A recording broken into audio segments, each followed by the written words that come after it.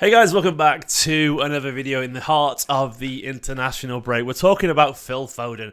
We're talking about a bit of spicy news which has dominated the airways and dominated the discourse for the past 24 hours. It's been very interesting to see how this has been reacted to. And I actually asked this young gentleman alongside me, Amos Murphy from the City Report pod, to come on because I saw him being contrarian, which I love a bit of contrarianness, about the Phil Foden debate. So we're going to talk about that today, get Amos's views, and also get some of yours, of course, in the chat. Top of this video, I would like to say, of course, always, please do subscribe to the channel if you are new, and please do hit that like button. It does help support the channel. Thank you to John as well for the belated happy birthday. It's very much appreciated.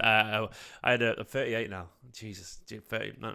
I shaved the beard to look a bit younger. That's still young. Better. It's still young. It's just definitely not still young. I literally like 50% through my life. But either way, I had a lovely weekend, and now this course narrative has taken over. Of course, as well, check out the City Report pod. There's a link in the description. Last time I think I sent it to the wrong place, but this time it should work well. And of course, check out Amos on Twitter, Amos Murphy _. I think, is that right? I think that's top of my head. Yeah, it is right. Amos Murphy _. Anyway, we're here today. We're all here today to talk about some discourse, to talk about a narrative. I'm going to read the quote in full because I think it's fair to say, to get the full quote. Let me just find it. Here we go. The full quote from Gareth Southgate, England manager, on Phil Foden.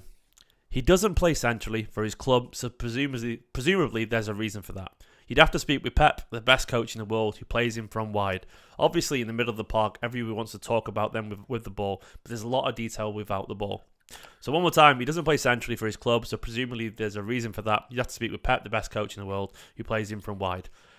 So the debate from this, of course, has come from the things that fall out from this is, one, that debate about his position, whether it's true or not. It's become, can he play that position, whether it's true or not. And also, there's been a debate about how he's handled this situation, which is, to be honest, the thing that sort of bugged me the most, actually. How he's dealt with it, which I'll get onto in a minute. Amos, when you saw this quote come out, what was your initial reaction to it? Funnily, my honest reaction was I didn't have one because I have Southgate muted on Twitter because I can't remember which international break it was. But the discourse, as you said before, got too much. I was like, I just have to stop it. I think it was when we lost to Hungary. So it would have been 12 months ago, sort of 13, 14 months ago in last summer's international break. But obviously, I did see it through aggregators and whatnot, and it was one of. I saw the fume before I saw the actual flames, if that makes sense. I saw the smoke coming out of the room. First, the fume of the flame, yeah. Yeah. And I saw everybody getting angry about it. I was like, okay, let's see what's happened now. And my initial reaction is it's probably something out of nothing. Maybe the quote in isolation, and I think this is what we'll get into because there's a wider picture here with Phil Foden and the national team, which I think is a lot deeper than this, and there is different sort of branches going off. But the quote itself, I felt, was a little something out of nothing. And I initially, the first line of it, talking about whether or not he plays there for his club, I think that's correct. Phil Foden doesn't play centrally for his club, or at least he doesn't consistently. His newfound position is sort of a half-back, an inverted winger, and there's all sorts of different names, and I'm sure the tacticos will be correcting me already, but, he isn't necessarily operating as a central midfielder, which in England's setup that Southgate has deployed requires somebody. And you'd say he's probably most like Jude Bellingham if he was to play in that position. And then you get into a debate of whether or not you play Bellingham over Foden. I'm sure City fans, and me included, would choose Phil Foden. However, Southgate is a different manager and he has his different setup. So to sort of summarise, I felt like it was perhaps maybe blown out of proportion, the quote itself, a little bit, but I do think there's a wider picture with Foden and England that needs discussing. I fundamentally disagree with the where he's been playing bit of your point there, because I think he is playing as a midfielder. I think he defends as a right winger, but as a midfield, I think he plays as a midfielder, and I think you see all the heat maps, and they are central. He's very central. He's very close to the strikers. He's playing as a 10. He started nominally. Once again, he's positioned out wide when we're defending and whatever. But as soon as we get the ball as an attacker, he's just central. So, and I guess the biggest justification would be for this argument would be, well, he came on in the Champions League final and he was very much a central midfielder then, and he had a big substantial part of that game there, and he's definitely played centrally for a lot of this season. I think actually the the Fulham game he started more as a winger, I think, actually, and like but then the other games before that he was very central, and he said, going back to the quote again, he said he doesn't play centrally. Presumably there's a reason for that. It struck me as a little bit defensive, the comment. Like it did strike me. I think every now and again Southgate has a tendency to be. He gets a little bit defensive on issues. Like he's done it a bit with Jack Grealish before. Agreed. About when he does, and and this is what bugs me about Southgate. It's not. I think he knows he's sort of wrong there on this. I think I know we sort of disagree on this, but I think he knows he can play midfield. But I think he's just making a point because he's quite stubborn. I think he is more stubborn, and I think he's got this reputation as being like a nice guy. And I think every now and then he tries to ham-fistedly be tough, and I think he ties himself up because I don't think he's smart enough to like choose his words and remember what he said previously. And this is a bugbear of mine with Southgate, where I feel ultimately, if he doesn't want to play him there, he feels like he brings something else. Just say that. But I think the justification, in my opinion, the justification that he doesn't play there for his club. Well, the reason is Kevin De Bruyne. The reason is the greatest midfielder probably in the history of the Premier League. But then, as soon as Kevin De Bruyne is not there, guess who's playing centrally right now? And of course, it was Gundogan but David Silva before that. But this idea, look, if he, as an England manager, he knows exactly where Phil Foden, has played through youth level and has come up, and he knows that's where Phil Foden sees himself, and he knows he's played there for England before. And I don't know, I'm just something to me. I can't take it on the surface of what it is. It feels to me that there's a bit more to it. And I don't know if I'm overreacting, but do you know where I'm coming from with this? Where I feel like he's out to make a point as opposed to believing in a point, which I think are two different things entirely. Yeah, I know where you're coming from. Whether or not I personally agree is a different question. The way I read the quote where he says he doesn't play there for his club wasn't a case of Southgate diminishing Phil Foden's talents and saying that he can't play centrally, because Phil Foden can do whatever he wants in football. Like genuinely, it's no surprise that Guardiola says he's one of the best players he's ever coached alongside Messi, Iniesta, etc. The talent is there. We know the talent is there. How that talent is harnessed is a different story. And the wider context surrounding this with international football, and I repeat this a lot, people in group chats with me will be bored of me saying this, but I don't know if you can view international football in the same lens as club football, because these managers aren't there to do the same role of a manager as club footballers are, because Guardiola gets 9 months of the year with Phil Foden. And yes, Kevin De Bruyne is playing ahead of him. Yes, David Silva's been playing ahead of him. But for him to go and translate that for England, he's going to have been coached to do that specific role that Southgate wants him to do. And of course, you can make a claim. I think Mason Mount was the player who was being played ahead of him in the World Cup. Mason Mount has played central midfield for Chelsea for the best part of 5 years. He had over 200. Well, actually, for a long time, he was a left winger for Chelsea. So at the time, true, yeah, putting him out wide a bit, and actually, all the Chelsea fans put him back in the centre. So he did get, And listen, I'm sorry to interrupt once again, but then it's all right. The point of this is he doesn't play there centrally. It doesn't stop him playing Trent Alexander-Arnold in midfield. It doesn't stop him playing Trippier at left back or James Maddison as a left winger. I guess this is where the disconnect comes from a lot of City fans, and we're like, but are those roles not like a fullback playing on the right or the left? That's probably translatable as opposed to the point I see. Trent one, midfield though, is the Trent one, that's a very different. I'd say that's his best position. I'd say that's probably. I don't think he is. But that goes against the point he was making. Like he's playing in where he plays for his club, and that's Southgate's innovation, his own personal thing. There, if he's playing as attacking midfielder, when he doesn't play there for Liverpool, whether it's his best or not, the point is he's making a point about he plays in where he plays. And if it's one rule for Trent and one rule for Phil, this is the point. I think people are sort of and James Maddison, he's played all season as a number 10, and also he's on the left wing for England. Is that not hypocritical? I believe I'll have to get some stats. It wasn't Maddison's. Did he play out wide for less than most last season? I seem to remember somebody saying on Twitter that when City were looking at him, that he'd made a great option out wide, because that was one of his most used positions for Leicester. So I think that's he has both experiences. But I agree. I do see why it may come across as hypocritical from Southgate, but at the same time, I sympathise, because international football is so, well, for want of a better word, dull And I mean Yes. that both from the viewing experience and also the actual 90 minutes itself for the players and for the coaches.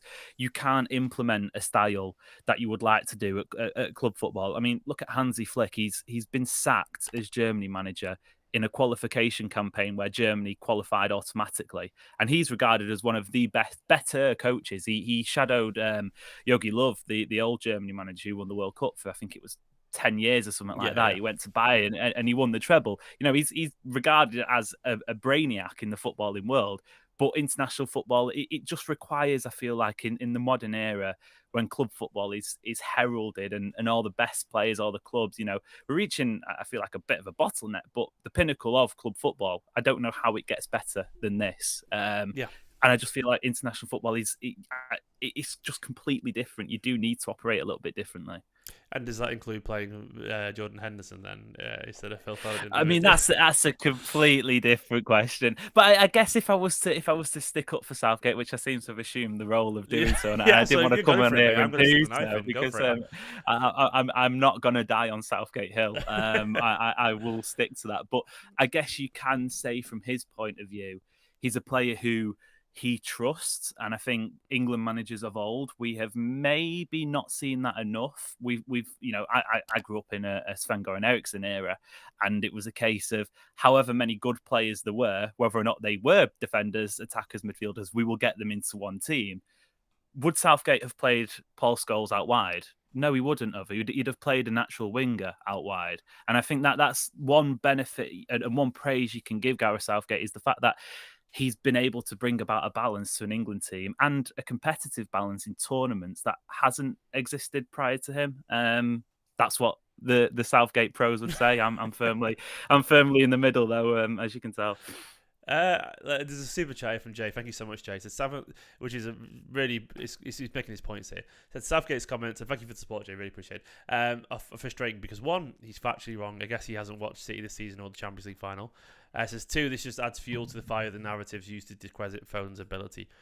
I actually agree with that second point. I think there's an issue with how Southgate talks about Foden.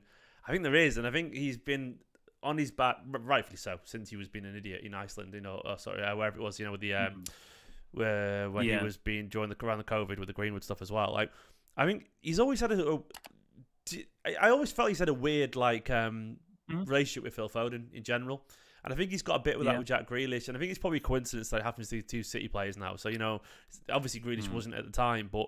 I do think there's an element always as fans that we're being a bit defensive. I get that. He's one of our own, and we're naturally defensive, but I do think in general the way that Southgate talks about Phil Foden can be a bit clumsy. Like, he doesn't play there, so presumably there's a reason for that. I don't think the sentence structure of that is particularly great. It's a bit. It seems to me dismissive. Like, it just seems it is dismissive. I think it is. I mean, if you're being generous, the point he's making is that. I feel like what you would go, you can obviously play midfield, but I feel like the way he benefits England often, as Pep sometimes feels, is out wide. I'm sure one day he will be able to play centrally. It's a lot more like, and I guess this is the thing, the contradiction of Southgate is this nice guy who lifts everyone up around and blah blah blah blah. But every now and then he makes a comment like this, in my opinion, which is a bit dismissive, and I think it's at odds with his whole nice to everyone. And I know some people would argue I'm interpreting this worse than it is, but I really do think it's a bit more snide than a lot of people giving him credit for. I think it is a bit defensive, and I think every now and then Southgate has a tendency, because Southgate's a bit of a nerd, and I mean that in the nicest way possible. He is a bit of a nerd, and I hate to use toxic masculinity phrases about alpha and beta and all that stuff, but Southgate has never been that full on. Everyone looks at him and goes, "Wow," in the way that you do about Pep or Jose, because he's not that guy. He's never has been that guy. Mm-hmm. The players are bigger than him. And I think every now and then he feels that. And my general feel of Southgate is every now and then he tries to stamp his authority down a little bit. Every now and then. And it comes out clumsy. And I think it comes out contradictory often. And it comes out clumsy often. When he'll say something like this, where, in my opinion, it depends on the level of the game, really. What does that mean? That you don't trust him? That sounds like he's saying you don't trust him. Like, what, you only trust him against the easy teams in the middle? Like, it's very weighted. And when you make like those little comments, people are going to pick them out in isolation, and then they're going to pull through them. It comes, you are the spokesman for the country in football, and if you make comments like that, people are going to go, well, what do you mean by that? You know, that meme. What do you mean? Like, and it's there's a sort of element of like he's going to have to own those comments, and I feel like when he's basically dismissing off and pushing it onto Pep. Go and ask Pep. You're like, no, you're the England manager, mate. Like, if you're willing to play Trent Alexander-Arnold as a midfielder, when Klopp doesn't do that, if you're willing to play this guy opposite when someone else doesn't do that, whatever, which he's done loads of examples for, then you can answer the question. You know, you can answer the question and don't put it off to Pep. And I think trying to use Pep to justify his reasons is, I think it's a bit insecure and I think it's a bit lazy. And I think, once again, Foden is 23 years old. He's only young still, you know, in the grand scheme of things. And I think he's put him at the heart of this debate now, Phil Foden, which is a bit awkward. And he's entirely of his own making. And I just don't think it's fair on Phil, who's done nothing wrong, to be thrust into this decision, into this argument. Well, you've got every national broadcaster talking about it. You know, they're all talking about it. Even if none of us are tweeting about it, everyone's talking about it. It's nothing to do with the fans making a big deal. It's become a big deal because of his own words. So I guess the monologue here, but I guess I feel like he's made a bit of a problem here. He's made a debate around Phil Foden. Now you've got all these stats coming out today about how much Phil Foden's on the bench. He's made a big narrative about Phil Foden, and it didn't have to happen. And this is what frustrates me, because I feel it's defensiveness, and I feel like it's lazy as well, because it doesn't actually. It's slightly hypocritical. It's slightly defensive. And it's throwaway, and I don't think it lacks the nuance or charm that it should be from an England manager who's meant to be there just to be nicey, get everyone's mates. But now you've got Phil Foden probably thinking, everyone's debating whether I play enough or not. Again, everyone's debating whether I play this, and it bugs me. It bugs me because it's so easily avoidable, and it happens all the time. Like, this is how I feel about it with Phil. He's always a comment every now and then from Gareth Southgate like this that starts his flames, and it's like just stop it. And I guess this is my frustration. Bit of a rant there, Amos. Yeah, how to follow that up? I mean, I guess to go back to the comments, because this is what we're here to analyse. That we'll move on to the second part. That there's a reason for it. And yes, he could obviously go into more explanation and more depth. I've said it multiple times, I don't think Southgate is capable of coaching footballers, elite level footballers. Obviously, he did a great job at the youth levels. As well, by the way, I think he knows that, and probably so.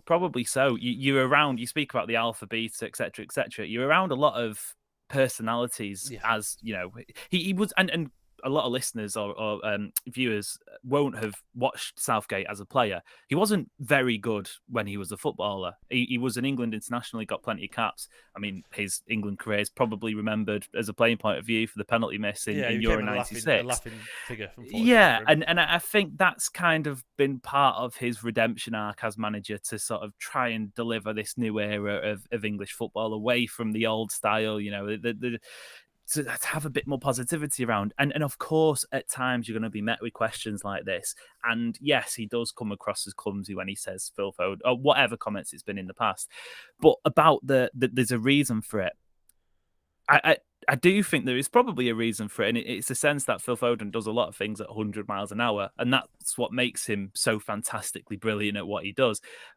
But it's a whole different ball game when you play in the middle with that, and to use one of the Tactico's phrases, the pauser, because you do need that touch of composure, especially international level, because the margins between defeat, victory, getting knocked out of a tournament, going on to win the tournament, reach a final, semi-final, whatever, are so slim. You can't afford to have the sort of, I don't know, in the Premier League, if City play badly, Phil Foden makes a mistake, they concede a goal, they lose a game, there's usually 20, 25, 30 games of the season left to recover, unless, of course, it's in a Champions League, which even then, you have 2 legs most of the time, so there is extra time. In an international tournament, it's 90 minutes, 120 minutes, maybe a penalty shootout, and I do feel like there is a sense with the way Southgate plays football, or the way Southgate feels he has to play football to get the best out of this England team, which has deficiencies in some areas, but an abundance of quality in other, has to be conservative. And it doesn't make for pretty viewing. I accept that. I completely understand why people look at England and go, the football's terrible. But quarter-final in the World Cup, granted, nearly lost the game against the eventual world champions. Final before that, semi-final. His record in tournaments so far, and I think it will be telling at the Euros, that will be his swan song. Can he deliver England the trophy that has sort of been building up to, or will it end in failure, I guess. His record is very good, if not, as good as an England manager we've seen in colour TV going back 50 odd years.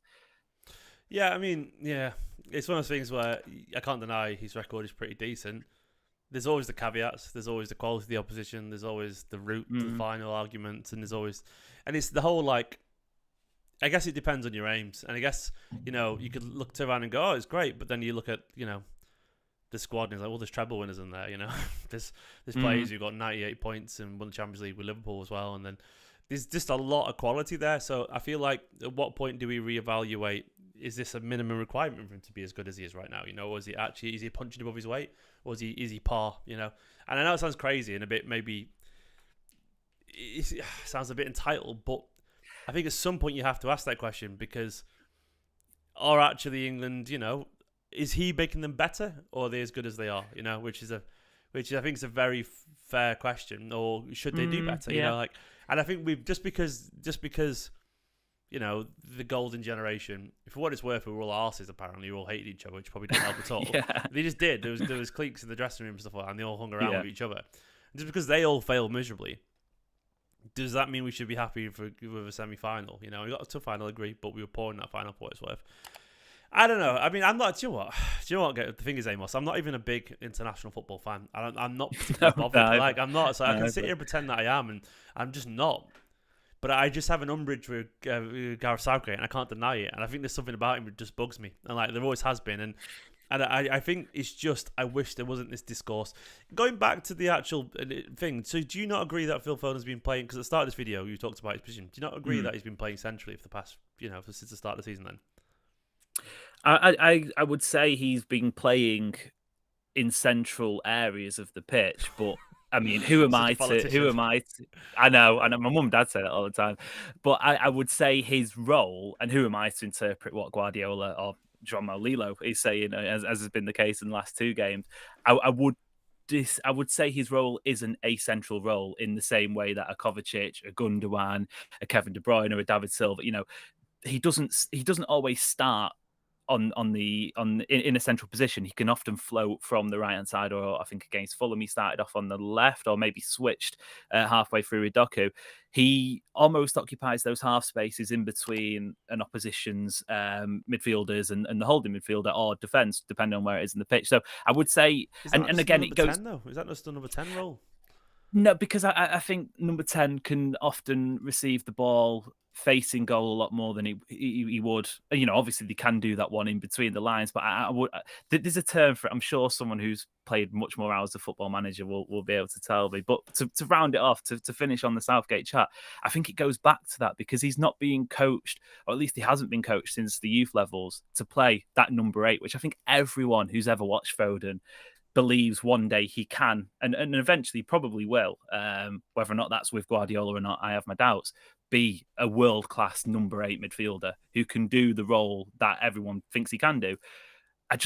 International football, Southgate doesn't have the time to try and get that out of Foden. He obviously doesn't have the quality either. So I can see why he says the comments about him playing there, because I think when to the naked eye, he picks up central positions, but his actual position isn't always centrally, if that makes sense.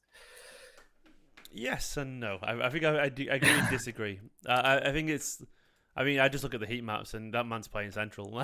He's just there. He's playing everywhere, though. That's the thing, but isn't then he? He's playing look at De Bruyne's everywhere. heat map, and he's out on the right wing as well, a lot. And you look at David Silva's, and he was always over in that half space in the channel. Like David Silva was the best in the world at that bit in the edge of the area between the. And City's system is a lot more fluid, isn't it, than England's? Would you which allows for him centrally for England, personally? Because the Rice, Bellingham, Foden to me is screaming out as an obvious choice. Yeah, but then I do. Yeah, I do worry about the protection for that midfield, and I think that's why, as painful as it is, we see Henderson play as much for England, because he is, and he is a very, very boring player to watch. And I would question whether or not a player playing in Saudi Arabia should be in the England team in 2023. But he does bring a touch of control, which those three players probably wouldn't Declan Rice is a fantastic midfielder, but he doesn't have the composure of a Rodri in that position yet. I think it will come. Bellingham is absolutely everywhere, and maybe if you add those three together, including Foden, it gets a bit complicated. I don't know. I've not seen it on the training pitch, so. To actually, my overriding point, I'm going to contradict myself in true Southgate fashion, is I would build the England team around Phil Foden, but at the same time, if that's not what Southgate wants to do, then he's had the record in tournament football. He believes there's a way to do it. Whether or not that renders success in next summer's Euros, we'll have to wait and see. I just like that ultimately we probably all agree, but this like I find I like actually having a chat with someone who just sort of disagrees, because it's like rare that I get that. And most City fans that I chat to are sort of on the same page, and it's quite refreshing, to be honest. And like I disagree, but that's I think a lot of it comes from my general feeling about how like the thing is I don't really mind him not playing him centrally if he doesn't want to. I have no problem with that. Ultimately, any manager can do what they want if they want to. Like they can. I'm not here banging down the door telling him like you got to play him central. To me, it's just how he dealt with it, and it's always been how he dealt with it. And I just think he contradicts himself a lot. I think he does. I don't think he's as smart as he thinks he is. Actually, Gareth Southgate. I think he's a pretty nice guy. You know, he would be a great middle manager in an office somewhere. You know, and that's what he would be if he wasn't working football. I don't mean that disrespectfully, but I just know I've had a billion bosses like him before, where they try and do the whole nice office guy. And you're like, you're just shut up, Gareth. And like, he's just very like he would be perfect in the Office, the TV show, like as a character somewhere. And he would be. He just would be. And like I just know so many people like him because I've met him so many billion times where they try and deal with things, and he's just like, that's just made it worse. And I think he does it every now and then. It bugs me. And like with Phil, I think it's just I sort of just wish it wasn't him often in the firing line. I think it sort of comes with him being so talented, and it comes with the pep cloud that hangs around Phil Foden. I can't deny that there is that, you know.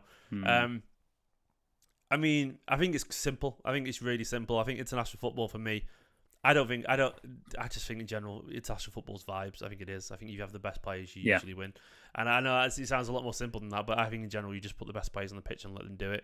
I don't think Henderson should be. To be honest, I don't think Henderson should be in the team even when he was in Liverpool or not, because I think Liverpool weren't playing him anymore, you know, and they weren't at that point. And I think his general's form had dropped to the point where, you know, he's 33 years old. He's playing retirement football now.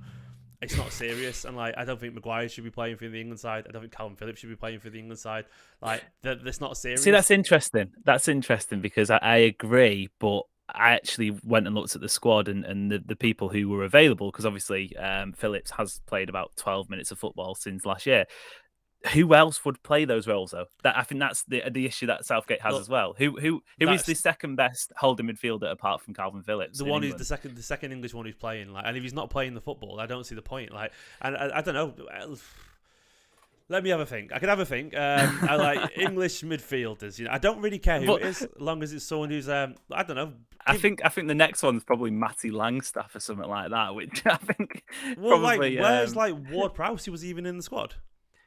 But he's more than 8. Really, I know. He doesn't play. Yeah, he don't play holding midfield. So I think the point was that if Declan Rice went down injured, he needs somebody who can play that role. And obviously, if that was Guardiola, then there'd be in all sorts of combinations of a number 8 next to, you know, Bernardo Silva, etc. But again, you don't have the time to coach. You do need the sort of ready-made fits. Harry Maguire is another one. England had injuries to John Stones, a couple others there as well. But he's someone who's trusted and does play well for England. He suits international football. I think it's a bit like cricket. You have people who retire from their club cricket before they do international football. I can imagine Harry Maguire still playing for England at 36, having retired from club football. Oh God, that is depressing. Probably actually true. That's probably true. Yeah. I mean, I guess. Look, I don't mind.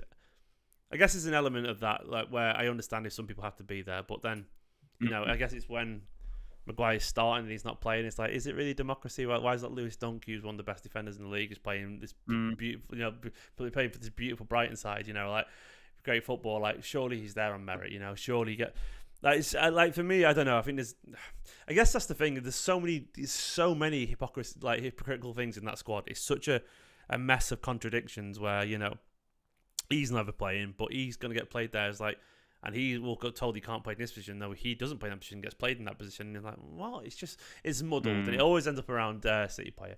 Anyway, Amos, thank you so much, mate. It's been a pleasure chatting to you guys. Absolute pleasure. Of course, check out Amos and the crew over on the City Report pod. There'll be a link in the description below. And it was the